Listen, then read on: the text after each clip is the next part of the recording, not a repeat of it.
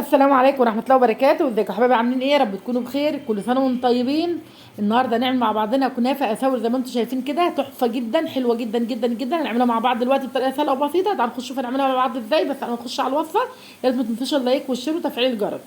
احنا معانا هنا نص كيلو كنافه او اي كميه كنافه انتوا عايزينها، بس لازم تكون كنافه طرح، قولوا كنافه طرح كده، وعايزينها طازه. حتى دي كمان انا لما جبتها الصراحه هي ما كانتش طازه، كانت بايته، بس يعني غلبتني، بس الحمد لله يعني قدرت اعملها زي ما انتم شايفين كده. انا هنا بشتغل هنا على معايا بخاخ ميه عشان الكنافه بايته طبعا، فعشان خاطر ايه الفها واقدر ان انا ابخ عليها بخه ميه كده عشان خاطر تبقى كويسه معايا وتطرى معايا كده، ما تخافوش منها يعني، ما تغروهاش، هي بخه واحده بس.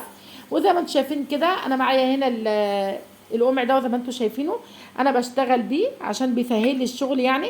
اللي مش بيعرف، اللي ما عندوش القمع دون، ممكن تعملوه على اي حاجه، ممكن تعملوها على غطاء ازازه بتاعت حاجه ساقعه، ما فيش مشكله ابدا. ممكن تعملوها على صباع كده، انا هعملها صباع زي ما انتم شايفينها كده. انا هوريكم الطريقتين زي ما انتم شايفين كده، هي سهله جدا وطريقتها سهله، ما بتاخدش حاجه في شغلها يعني. انا القالب دون برده مش غالي خالص، ممكن تشتروا القالب ده من اي حد بيعمل مستلزمات حلويات.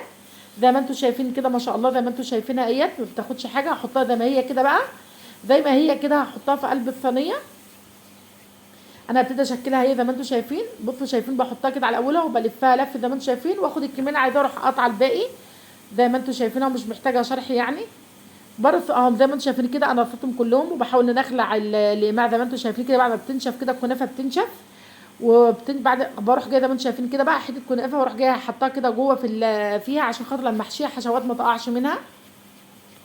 بس كده زي ما انتم شايفين هكمل الصينيه كلها، وبعد ما اخلص الصينيه كلها هوريها لكم، هسقيها سمنه، هوريها لكم خالص بعد ما تخلص معانا كده، هوريكم اعمل فيها ايه. بس زي ما انتم شايفين هي اخدت معايا الكميه دي. زي ما انا قلت لكم الكنافه كانت عندي كانت بايته، فما قدرتش اطلع منها اكتر من كده. لكن انتوا ما تيجوا تجيبوها بقى قولوا عايزين كنافه تكون صبحه كده لسه يعني طازه. انا الكنافه كانت عندي، كانت بالي كنت جبتها وكانت حصل ظروف ما قدرتش اكملها، فركنتها عندي طول النهار، قعدت عندي في الشنطه. المهم زي ما انتم شايفين كده سقيتها سمنه ودخلتها الفرن، طلعت بالشكل التحفه اللي انتم شايفينه دون. سهله جدا وبسيطه، ما فيهاش اي حاجه خالص. انا الشربات عاملاه طبعا، انتوا عارفين انا لكم عاملاه شربات من اول رمضان وشايلاه. بعمله بكميه وبعينه في التلاجة زي ما انتم شايفين كده. الشربات بتاع الكنافه ما بيبقى كوبايتين سكر، كوبايه ونص ميه، وتغلي غاليه، تغلي واحده على النار كده غلوتين ثلاثه، وبعد عصره ليمونه، وزي ما انتم شايفين معلقه عسل كركوز زي ما انتم شايفين كده. سقيتها. عندك بقى اي حاجه تحشيها، عندك كريمه احشيها، عندك قشطه احشيها، دي كانت عندي كانت قشطه حشيتها زي ما انتم شايفين كده. وممكن تحشيها مكسرات بس، ممكن تحشيها نوتيلا، وممكن تحشيها مربى حليب، اي حاجه انت عايزه تكون فيها ساده كده، حلوه جدا جدا وهشه حلوه على فكره. انا عن نفسي بحبها وهي كده من غير اي حشوه، بتبقى جميله جدا وهشه وجميله. شكلها حلو زي ما انتم شايفين، شويه مكسرات كده على الوش زي ما انتم شايفينها. ايه رايكم فيها؟ شكلها تحفه جدا، شايفين؟ جميله جميله. بس ده شكل، اوريكم بقى الشكل التاني دلوقتي اعمله معاكم. الشكل اللي هو بالمعلقه.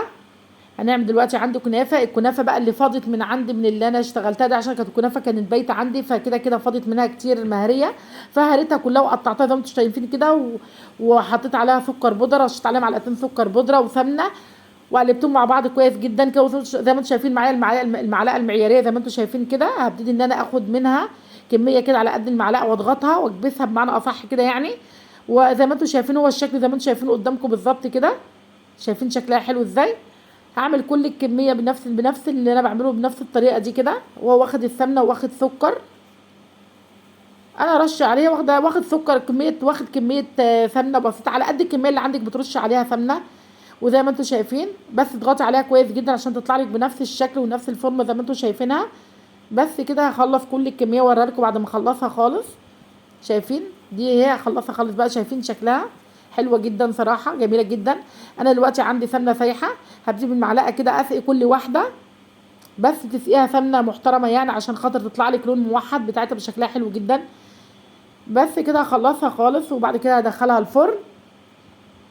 هي ما بتاخدش في الفرن يعني، ما بتاخدش حوالي 10 دقايق كده في الفرن، وفوق وتحت ولعي فوق وتحت وشغليهم ودخليهم الفرن على طول، هتطلع لك باللون الجميل اللي هو اللون الذهبي الحلو قوي. بعد كده معايا الشربات زي ما انتم عارفين. انا الشربات عندي كنت مدياله اللون الغذائي، كنت مدياله اللون اللي هو البرتقاني ده، عشان كنت عامله نابلسيه. زي ما انتم شايفين سقيتها كده بالشربات، وبعد ما سقيت شايفين لونها حلو جدا ازاي؟ شايفين ما شاء الله؟ فوق وتحت، التحمير كله لون واحد عشان السمنه بتاعتها تمام. شايفين هشه جدا، في اكلها حلوه جدا هشه. انا عندي هنا كانت عندي مربى الحليب زي ما انتم شايفين كده، بحط عليها كده، بزينها بيها، تزينيها بكريمه، تزينيها بشوكولاته، زي ما انت عايزه زينيها. دي حاجه يعني ترجع لذوقك وكده، وترجع انتوا بتحبوا ايه. المهم انا هوريكم زي ما انتم شايفينها كده، وعليها مكسرات ورايح جاي عليها كده، زي ما انتم شايفين شكلها تحفه جدا واكلها هش وحلوه جدا. هما الطريقتين حلوين جدا جدا. لو عجبتكم الوصفه ما تنسوش اللايك والشير بقى وتفعيل الجرس. والسلام عليكم ورحمه الله.